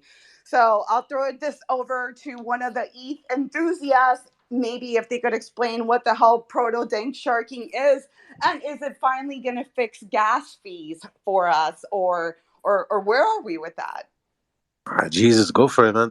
So I haven't looked specifically into proto-danksharding, but I can say what sharding is generally, and I'm sure this is just one of the initial steps to getting us to the final step of completion over here. But yes, there's more upgrades that come after that. The upgrades will never end, by the way, just so everyone's well aware. But anyway, sharding. what it does is instead of taking all the block space that we have today, and if you look at your blockchain, right, you have one block after another, after another, after another, and they're set up linearly. So when they originally created the Ethereum blockchain, all of these nodes that were indexing all this information were also storing these blocks linearly, and they would store the entire blockchain. Every single block all the way until the current and complete one, obviously depending on the type of node you were running. So instead of storing the entirety of the blockchain, what sharding does is it allows those same users to only store a small segment of the blockchain. And these segments are all stored in parallel. And then there's one thing called the beacon chain. And that's where the name comes from, the beacon. It's a beacon of light. So it directs all these different parallel shards and orders them properly whenever it's needed. This way you can have the same exact effect and the same size blockchain with, a tenth or less of the amount of storage. So since we're cutting down drastically on the amount of storage that we need, therefore we're also cutting down on fees. But the main thing here is just hopefully helping a little bit with scalability. But it's not really going to cut down on fees too dramatically. I think they estimate that we're going to see like a 10% reduction or something like that. Before I let you go, Brett, can we just admit that proto-danksharding is a cool name? For me, I don't like sharding, to be no, I like honest. it just Dank because is it's not dank. like it's helping us with It's the shitcoins, it's like helping gas it's fees. dank. Hella Wait, dank. so okay, so I'm confused because I haven't really like deep dive into it, but I thought it was going to be like a massive scaling solution for L2s, right? Yeah. So real quick, and you'll correct me, Crypto Jesus, right? My understanding is that they're looking at data and they're using something called blob, which is data that does have to be permanently stored on chain to provide more capacity for layer twos, right? So maybe we don't see those massive gain on layer one, but we should see 10x performances on layer two. So, for example, a complex transaction is like 20 cents, it's going to be 2 cents. If it take 2 seconds, it'll take like 0.2 seconds or something like that, right? Because right now, right, the chain as it stands, right, Ethereum as it stands, is not optimized at all for layer twos. And so potentially proto-danksharding would be that configuration that makes those blocks like tailor-made for layer twos to scale. Dow, that's 100% correct. And I wouldn't say specifically it's just about tailor making it for layer twos.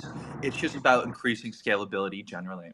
And because of the way these parallel shards are set up, it's pretty cool because, we're really just dividing up this block space dramatically, and individual nodes, only need a tenth of the storage requirements, etc. And because of that, you see an exponential effect once you go down like layer twos and then layer threes, and if we're getting crazy, layer fours, which we likely will see one day, right? The goal is that Bitcoin and Ethereum are just going to be settlement layers. And Hector, you can laugh all you want, but you can look at what the Bitcoin community is doing as well. You have things like Stacks, and yeah, maybe Stacks isn't perfect, but that's not the point. Bitcoin wants smart contracts. They want these entities, these communities to be able to be built on their chain. And really, the only difference we're going to see between Ethereum mainnet and Bitcoin mainnet is it's just going to be this continual argument over which one is more secure because of these algorithms and these consensus metrics. But all the entities built on top of them are going to be exactly the same. These products, you won't even be able to tell the difference between if you're using on Bitcoin versus Ethereum L2s or L3s. Go ahead, Brett. Yeah, dude. So, well, GM, everybody, GM, Jess, Tammy, Dow. Thank you guys. What up, Brad? So, real simple way to understand how the dank sharding. Realistically, what it's doing is, so with regular Ethereum transactions, before roll-ups, right? It was one at a time. You commit your transaction, it gets approved, it's on chain. Great. Roll-ups is now you batch these. So you have like 10 of these transactions, you verify them off chain, and then you submit these 10 transactions as being already verified. Right. So dank sharding, what it does is it essentially takes those 10 transactions and think about it like zipping a file, and all of a sudden you have like, if you have a folder of 1,000 images and it's like a gig, you can zip that, compress it to where it's only, a few MBs before sending it via an email or something like that. That's essentially what the proto-danksharding is doing with transactions. It's taking the roll-up batch transactions that you would be normally, validate off-chain, batch the whole group of them to the mainnet, but now it'll be a smaller file size. And so it'll be cheaper to actually commit all of those transactions to the mainnet. And that's all that the proto-danksharding is really doing. Somebody put proto-danksharding on the hoodie. I'm down, bro. Sign me up. Matt, are you in Yeah, I Austin? hear a lot of technical stuff, and I don't see anything in sight for. Oh shit! If my power goes out, this space is gonna crash. It's pouring here, by the way. I don't see a lot of. Oh, this is gonna fix gas fees. It looks like it's gonna fix gas fees for the L2s. Is that correct? It'll make gas a little bit cheaper for any roll-ups. Anybody that's using a roll-up, it will make things cheaper, but not by not night and day. It'll be a little bit cheaper. Let's hear Matt. Did you want to chime in? If not, I'll throw it to Hector to hear the FUD perspective. Oh no, I like the conversation. I like the breakdown. I'm trying to follow along. Good morning, by the way. Yeah, you good. And by the way, are you in Austin? No, I was in Houston. I was there for like a week and a half. Yo, Matt, you trying to fight me? Because I see you unfollowed me. Nah, man, you good, man. It was a bunch of spam bots that was following me.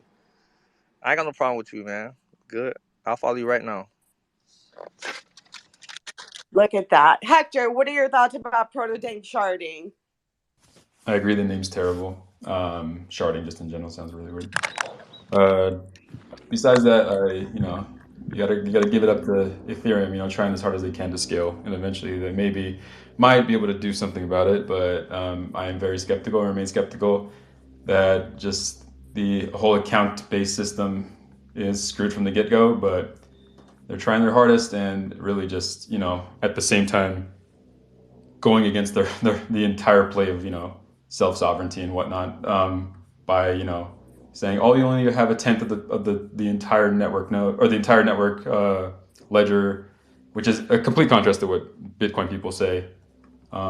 They really advocate the idea of having a complete copy of the blockchain, and which again I disagree with the scalability issues as well, but it's whatever. Let them have the 70,000 updates they're going to have in the future, and not a security at all, because there's not a small group of people dictating that anyway. Yeah, that's just what I believe. So, Hector, sorry, continue. No, I was just going to say, as an enthusiast of other L1s, the longer Ethereum takes, these other L1s will strive because they are faster and cheaper. Honestly, but go ahead, CJ. Hector, if you think the whole scalability thing is a meme, then I really don't know what to say to you, because I think we both know that as Bitcoin gets more users and more traffic, the cost of transacting is going to go up. And if you want your Bitcoin wet dream where everyone uses Bitcoin, well, that's not going to happen on Bitcoin mainnet unless they change a lot of things, which I don't think anyone wants to do. And that's why we're going to continue this push to L2s and L3s and even on Bitcoin. Yeah, that's the entire block war, Can I right? just say something? Because I wanted to say this earlier real quick. And it's going to actually, I wanted to say it before Jess said it. It's going to reiterate what Jess said. The whole beacon chain, the way you described the beacon chain, Crypto Jesus, it sounds a lot like the relay chain from Polkadot. So, like when you were talking about this, I was like, all right, all of this is only going to help out the layer twos, exactly what Dow pretty much said. Like it sounds exactly like what Polkadot is already doing with the power chains. It's just that Polkadot's is limited, and it sounds like Ethereum is trying to go for like unlimited, which is going to throttle everything. That's going to be a little messy. And what was the other thing I wanted to say? I forgot. But yeah, sorry. Yeah, I think that's a good point. They definitely take off each other. There's definitely some influence. I'm going to say it's something controversial, but actually Polkadot was also inspired by Cardano and their Ouroboros consensus algorithm. So don't get twisted. Like all the engineers, look at other chain to find inspirations, right? I think the only the major difference that I would take between, I guess, Ethereum and Polkadot is that in the case of Polkadot, they're really trying to make each shard customable, right? So you can actually create your own module and specialize it for specific use cases, right? And There's in the only case of 100. ETH, come again? There's only 100. Yeah, right. So there's a limited marketplace for them. But I think the general gist that they want to go is to say, well, each one of them can be customized for a specific use case. As far as I know, in the case of Ethereum, I don't think that's the case. I think it's really a play for scalability. It's a great point. Great points all around. As we come up close to the top of the hour, I think we should keep it moving. And maybe one thing that I did want to mention, I was listening to, maybe we could talk a little bit about AI. And the reason that I bring this up is because I did see that Solana Foundation put out a grants program looking for projects that are looking to integrate blockchain and AI. And another thing that I found interesting, listening to the Microsoft and Google earnings call from the day before yesterday, there was a zero reference of metaverse, and I swear they said AI over 50 times in those Thank God. earning calls. What, Hector? I said, thank God.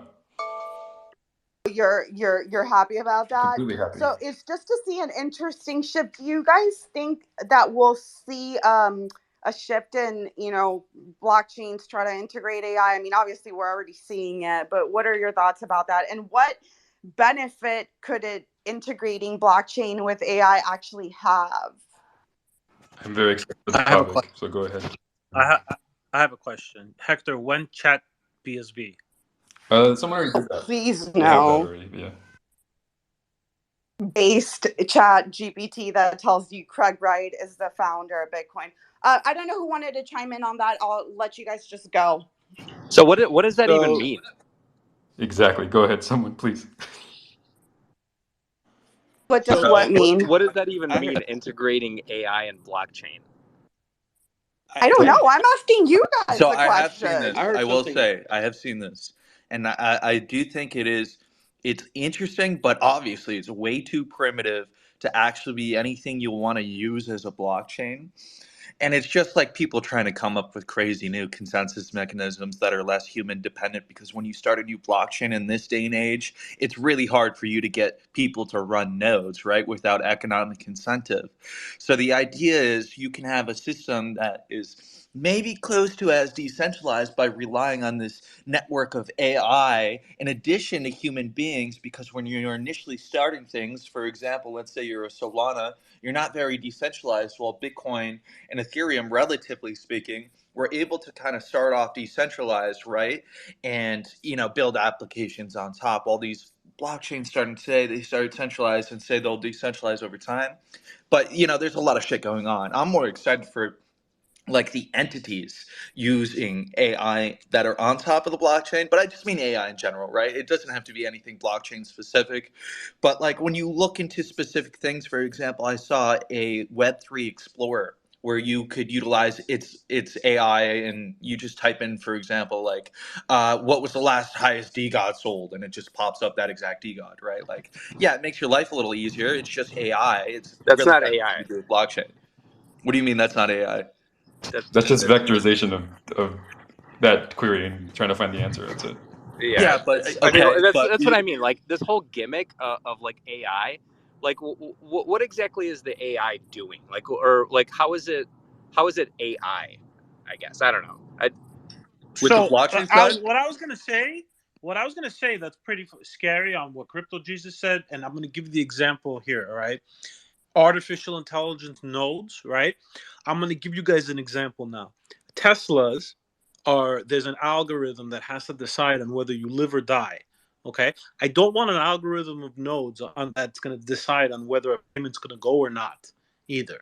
Like this is not something I want to depend on in a lot of ways. Like it's a little weird. I think you should try to bring it back to Jess's question. Like, does blockchain and AI, is there something that could happen there? And if it does happen, what does that look like? I am skeptical in that idea of happening. So Yeah, I'm curious to understand. I think in I general get you're right to be So skeptical, right? There's definitely a lot of like I get I BS guess the out there question. when you just put what am I? What When you put like AI next to crypto, right? But there are some use cases where it does make sense, right? For example, you have to ask yourself, where is the data coming from to train AI, and how much validity, or do you have source of origin of where the data came from? Now, if it comes from like a video or a line from a user, then it's pretty easy. But what if we actually put complex data, like knowledge graph, for example? That you have to actually have some accuracy and validity about that data. Otherwise, you create what they call hallucination. So the ability to actually verify that data in a trustable way, that has to be on chain. Now, also, I'm less knowledgeable about that, but if you actually want to power data, you need nodes. So maybe you need a network of nodes to power the AI. So obviously, a lot of use cases are just going to be like BS, but there are some cases where it does make sense for blockchain and AI to but work But together. Dava, but what is the AI well, doing though? What is its goal? No, but like if you want to power AI, right? You actually have nodes that need to power that AI. You need to incentivize those nodes. Maybe you have a Google that ends up controlling most of the AI nodes, or you actually need to worry about the data that's training your AI. So if you don't know who's actually sending the data and what kind of But qualification they make on that data, then you also rely on, again, Web2 to tell you what AI will be in the future. that right, doesn't but solve it though. what is the AI doing though? Like you're saying AI nodes, but what is the ultimate end product of this AI? What is The same the that they do right now on Twitter. It's just algorithm to provide certain services. Maybe it's algorithm to provide you content on a website. Maybe it's algorithm for marketing, algorithm for all kinds of things. Most of the stuff that we use is already powered by some form of AI that are maybe like low level, but algorithms are basically a form of low level AI. Yeah, so there's of two course. things, right? There are really two things that AI and blockchain can actually do together, right? I mean, because at the end of the day, blockchain, realistically, I mean, people try to find a lot of weird things to apply blockchain to, but at the end of the day, it's a database and it's immutable, so it can prove authenticity, Right. right? And so, one of the things that I'm building over at NFT now is essentially using the chain to publish articles that are verified, not written by AI. Right. So, I mean, it's not really using blockchain and AI together, but it's using one in order to validate the other.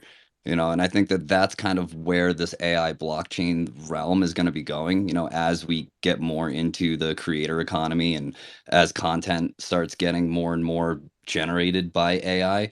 It's going to be important to kind of determine who's really making this. I mean, and yeah, prompts are important, right? And I'm not here to knock anybody that's like really good at prompting, because that's not the easiest thing in the world to do, but having an article or having a video, things like that were 100% written by a human, that's going to be important to know going forward. Or videos with deep fakes and things like that, and really the only way to do that is going to say like, well, yeah, I saw that video, but is it on chain? Is it real? Was it verified on chain, or was it just some spun up AI creation? The only other way that AI and blockchain can play together, I think, is with these LLMs, these language learning models, which is what GPT is, right? Chat GPT is just an app built on top of the GPT like brain, essentially, that acts, that's taking everything still from a database of sorts. So if we could build a GPT application that's using, maybe blockchain data as its source, that could get interesting. Not really sure what the benefit there would be or the use for it, but it does seem like it would be possible.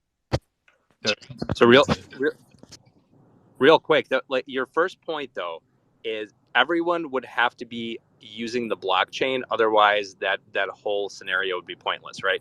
Because if 70% of people aren't on the blockchain, verifying stuff would never work, right? Because if it's not on the blockchain, how are you going to verify it? Number two, I think that might be an interesting use case. Anyone could build a GPT application. Anyone can build an LLM. It's not that hard. It's the data that's required to train it that's the hard part, right? So I can't picture what a use case would be for mining or block level data and shoving it into an LLM? I think it'd be more so like, honestly, like sadly speaking, it'd be more so around like trading data, like not trading data like exchanges, but like seeing the movement of tokens around, and you have that on the ledger, and you just basically ingest all that data and then try to query against the data, right? Trying to find things that are relevant. That to me would be the only case that would be useful, I guess, right now. But you're not getting the majority of that It's like data. you're looking for patterns in immutable It's not data. on chain. You guys are all talking at the same time, and Leo's had his hand up for a long time. Oh, sorry, go ahead. No, I think the biggest thing with AI, what I was trying to say earlier when Emotion said had asked a question, I think the biggest key, because somebody came in to a space yesterday, and it took me a minute to understand what he was really trying to get to, but he mentioned something about AI being later on. Obviously, it's made by something. It's crowd, whatever it is, but something about rewriting the blockchain, for instance, and rewriting and just making it more secure. I think for me, I think it's going to be good because it's going to have the ability to detect any changes like within the blockchain, like if it's corrupted or something like that. I think that's one of the biggest key, like for me, that I can see as a positive as they go ahead and continue to like build off of it and try to make sure that it is safe for everything, and especially for the blockchain, because that's where everything is, But I don't see it as a bad thing when it comes to it being in the blockchain and sourcing and stuff like that. Yeah, people are using that for that case right now. Like there are people who have put in smart contracts to see if there's any vulnerabilities with the contract, and that's just faster. Instead of creating your own tests, right? You miss a test, you basically have this thing, generally speaking, try to find problems. So you can create a language model that's just all around smart contracts and fed different smart contracts in from the blockchain, and then created so it can be optimized for that. That can be a use case, and sure, that helps what you're saying. But in general, I think the idea of AI controlling or running through or weaving itself inside of the blockchain, I don't know if that's really a thing. I really think the future of the AI, and the only way that maybe it will tie to on chain, I've been playing around a lot with the idea of essentially having AI be the new CRM. There's a lot of cool things there, I think, that can be done with retail consumer data, and still owning that data yourself in your wallet, but feeding it to an LLM, essentially recommending products and things like that to you based on what you buy, without you ever having to give your data to the actual company. I think that is probably the biggest use of it. It's just yet to be done. It's yet to be implemented, and it's not really all shaken out yet. But I think that, we all talk about decentralization and anonymity and like all these things, right? And like at the end of the day, everybody wants to protect their data or own their data and all this shit. So like the only way that could happen realistically is if you truly owned your own data and your own AI agent that would make recommendations to you. And yeah, brands would never have your data because they don't need to. They don't need to have it. Your AI does everything for you. Yeah, go for an emotion. Yeah, like like that's like very basic AI though that's available right now. Like this isn't any kind of like this isn't any groundbreaking territory. And like in my opinion, so like real AI is moving towards like general AI, is you're looking for pattern recognition and extrapolation. So like how would that work in the space of the blockchain where you're dealing with immutable data? So like that's the thing that I'm struggling to kind of understand is what kind of patterns are you going to be recognizing, and how are you going to extrapolate on those patterns automatically? Yeah, that'd be just trading stuff, right? Like you're seeing funds going into certain directions. That is to you seeing a pattern and drawing your conclusion of, oh, that might be the next thing to get into, right? That's to me is the extent of what we're using the blockchain for today. So yeah, you could and it's not hard. Like the Ethereum, I guess, data set is not very big, right? You can take it right now. They have it. You can get it on BigQuery right now if you wanted it, and you pull it all down. You train a model on it, and then you query against that model. And you're like, hey. And you would obviously have to like continually train it, which is the difficult part. because every second there's new information. So that's the most difficult part is keeping your models current. And obviously, Yeah. you don't only have to train it off of the Ethereum blockchain, right? You can be continually giving it inputs from all different sources. It doesn't have to be purely on-chain data. Yeah, you could technically train it on Solana too when it's up. Yeah, that's going to be the new sandwich bot. It's going to be who's going to have the most current LLM. Hey, I heard Solana FUD. What's going on here? I'm just joking. No, I think purchase data mixed with IoT, and realistically, like being able to see where you are and what products you're purchasing and how often you're purchasing those things, and it being immutable to the point where it's like, no, like it's proven that every Monday you go and you grab a coffee at this local coffee shop, and so over time now, if you have an AI bot, it could essentially, and again, this is more almost like machine learning. We're on that verge of like, is it really AI, but like it could make recommendations to when you go, it's Monday, you're driving past that coffee shop, here's a 10% off coupon. And, ultimately you never had to give the coffee shop your data. All you're doing is giving your AI bot the data that you purchased coffee there. Yeah, it's going to be interesting to see how that all plays out. I did put up that Binance came out with like a trained GPT on crypto and Web3 stuff, because I don't know if you guys have tried using Chat GPT for like crypto related stuff. A lot of the times what they give you back is incorrect.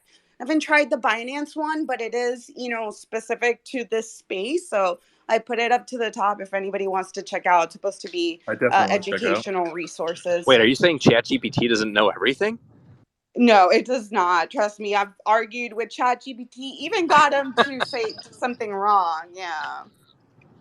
And had to apologize. Do you guys find yourself saying please and I'm sorry to ChatGPT? No, it's a servant. You don't do that to the servant. No, I do. Hector, we know you don't. Somebody We know you said don't, that you Hector. should, because if you don't, if you're mean to it, like it could, be hostile towards you. I guess I got a quick question around like GPT in general, or ChatGPT in general. Like, who uses it and how often do you use it? Like personally, I use it. I use it for every work single on a day, daily. all the day. I literally, anytime I have any kind of like SQL relationship stuff that I'm looking up right now, the first thing I do is shove the tables in the ChatGPT. Yeah, honestly, I think it's really only good at a few things. If I am taking notes and I'm like, I want to create some content, but let's be real, GBT sucks. So I'll just create a fire prompt and be like, okay, here's my notes. Here's a few samples of my writing. Write a paper about this using these notes and in my language, right? And then it's all right, but I'll use a lot for coding too, honestly. Like, if I'm coding some shit, I'm having some issues, I will just copy and paste my script into GPT and be like, hey, I'm getting this error on this line. And it's usually pretty good at giving me suggestions. You know what it is also good at is lying to you. So I had this project I was working on last week where I was like parsing CAT scans, and I'm looking for these libraries in PHP for connecting to PACS databases. And this thing lied to me for over an hour about which packages are available. And it kept on telling me that I was wrong and that these are correct. And these are packages that are no longer available on GitHub. Yeah, that's I was probably like, the you limitation son of of a... the data set, right? But like I've had that exact same issue. I'm like, the fuck, bro, this isn't actually live anymore. Like this doesn't exist. But Right. It's like you could at least like check the URL and see a fucking 404 and tell me it's wrong. Well, I think, Tim, in my opinion, ChatGPT is as good as the information you input it. I rarely use it just without giving it any data to review. So I typically, I ask for something, but I'm going to shove in a whole bunch of data. This is what I want you to scour. And I use it even for some of my spaces. Okay, I don't have time to read a whole white paper. Let me dump the white paper on there, give me highlighted points, come up with some questions, like give me the lowdown that I can absorb in 30 minutes instead of me having to read the whole thing, summarize it, make my notes. And I'm pretty honest about that, because at the end of the day, and again, I wouldn't do that with concepts like I don't understand. But, just to shorten my time that I spend doing research, I also use it for marketing purposes. Definitely not write me a tweet or something like that. No, give me a Listen out. structured plan of types of contents to post. Also use it for website creation. I sent Johnny today something that I spit out of ChatGPT. So I use it a lot, but rarely use it just extracting information. Always give it information first. Go ahead, Johnny, and then Brett. One thing I'll say is don't put any proprietary information in there or any confidential information there. And remember that it's not a closed server. And you never know who else is going to be querying something on that topic, and then all of a sudden comes across, something that should be, protected. So that's something like that. That's one use case. Like if I use it as doing legal work, like there's some like strong lines, and I think there are some companies building some things that you can operate within your own, private server. But even then, how do you get the AI to unlearn something if it needs to not be holding proprietary information? So that's just a word of caution. I think that's a great point. Go ahead, Brad. Yeah, I really only use it for scraping and summarizing, really, at this point. I've messed around with it a little bit as far as like build a basic website, and with Solidity code, it's not that good. It's really just not that great at Solidity. It can sometimes find an obvious problem, or it can write a smart contract that's essentially the same thing as like the Open Zeppelin contract wizard, like standard ass contracts. But I think we're still a long ways to go here before it's like a realistic, like beneficial servant, I guess, if you want to call it that. Yeah, and the AI videos are getting crazy as well, and very realistic. So it's going to be interesting to see that play out. Also, the music, all of the Drake AI songs are bangers, and somebody put out it was Grimes, Elon's ex. She basically put out a tweet saying that she would split 50% of the royalties for any AI generated songs that use her voice. So she's taking the lead and saying, hey, you want to create AI out of my voice? Go ahead, but you're going to give me 50% of the royalty. So it's interesting to see how that's going to play out. I love the new Drake AI songs. Might even be better than his songs, to be honest. I agree, Jess. They're fucking catchy. I can't get the one with The Weeknd out of my head. It's kind of nice. Imagine that, right? Like you don't have to do anything ever again, and you became famous 3 years ago, and 3 years later you have just completely AI generated content that you don't do anything for anymore, and you get 50%. That'd be amazing. It's genius. It's genius. It's going to be interesting to see if that takes off for her. I'll see if I can find that and pin that up to the top. And what else was it? I forgot what else I was going to say about that shit. Oh yeah, so I'll just stop there. I don't think I have we'll let Death come up, but I don't have anything else at the moment. That Drake song is actually fucking scary. Holy shit. That AI made that. Yeah, it's crazy. It's crazy. Oh yeah, I know what I was gonna say. Because I was talking about videos that look really realistic, and we saw that. What's the guy from the Fed? Jerome Powell. Jerome Powell, is that him? The one that got caught with the fake Russian, Yes. with the fake Russians that were pretending to be Zelensky on a call. Yeah. And at first, we were like, oh, is the AI? But like, it looks like it's not, which is a huge L. Go ahead, Matt. I saw you and Mike. Oh, I was asking, that was a real story? It looks like it was. Yeah. You know what I was going to mention about AI? We're going to see a ton of shit tokens everywhere next bull run from AI. It's going to be all AI generated. Just a ton of shit tokens everywhere. NFTs and tokens. Yeah, we're already seeing that, like I said, from the big players, Google, Microsoft. They've moved on from metaverse. They're ready. They're full force AI. So I think typically, it's the hype train is now AI from these leading companies. So I think we could expect to see the same thing in the crypto space. But Death is up here. Welcome, Death. Morning, guys.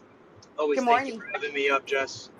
Tammy and Dow. I hope you guys are having a good day. But to Nico's comment, Nico, who says it already wasn't being produced in that manner? Oh, there's a couple already. I know of one NFT project that's for I think he's talking about I think he's talking about the actual video. No, I wasn't talking about the actual video. I'm just talking about a lot of these tokens that have been created and advertised the way that they have. I think artificial intelligence has played a huge role in the maneuvering and the manipulation of that.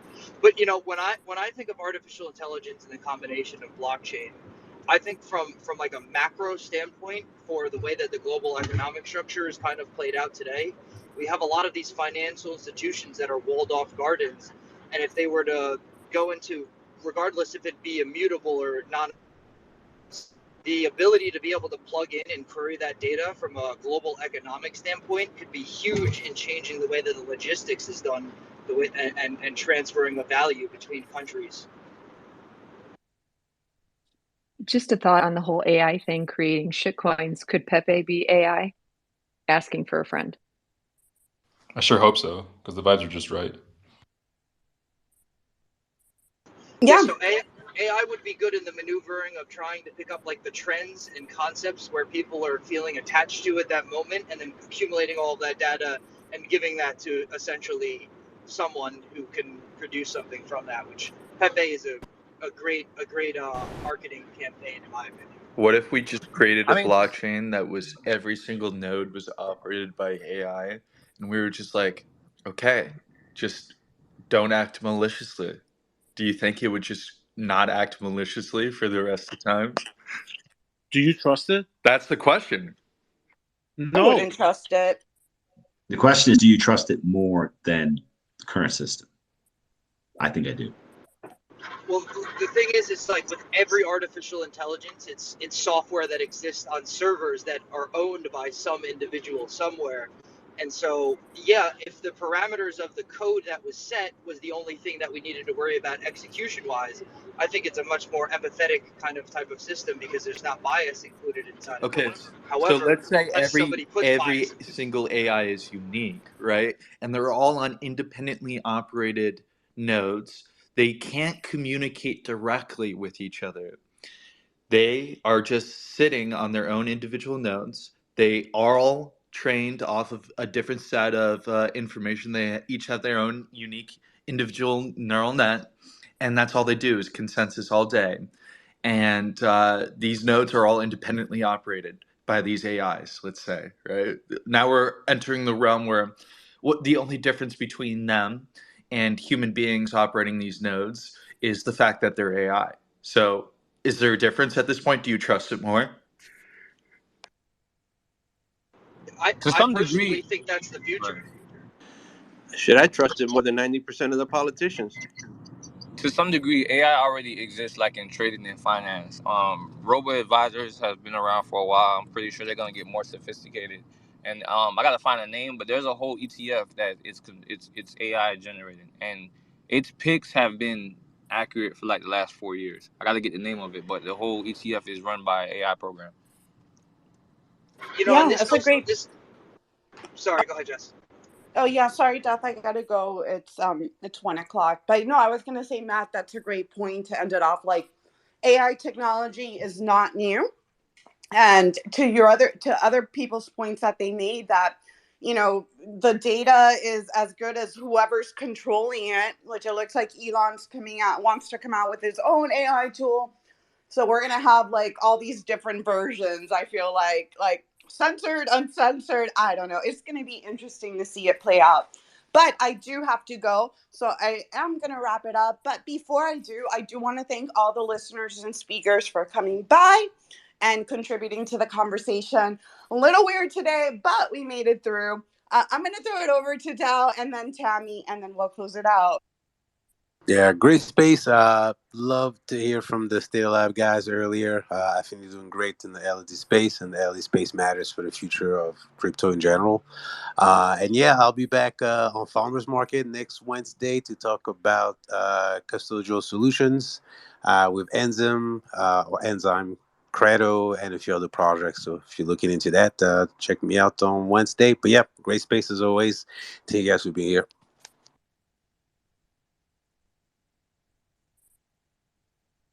Go ahead, Tammy. Sorry, my mic wasn't working. I wanted to thank everybody for coming by as well today, and thank Jess for hosting such an amazing space every Friday that she lets us be a part of. You guys always come up and contribute, and we really appreciate that. So we hope to see you next Friday, and I hope everyone here has a great weekend. Yeah, about next Friday, it's possible there might not be crypto and coffee on Friday. I haven't confirmed yet, but it's 90% possible that there won't be. But with that said, I will be back on Wednesday night espresso hour. We have Wallet Guard on, and yeah, I just want to thank everybody for coming. It's always great to hear everybody's opinions, even though I did not like some of the mood from earlier, but we pushed through. So I think at the end of the day, like, attacking people is not going to bring any progress to our conversation. So I just think we need to be a little bit more cautious with how we bring our questions up. But yeah, I want to thank everybody for coming. You guys have a great weekend, and I'll check you out TBD. Thanks.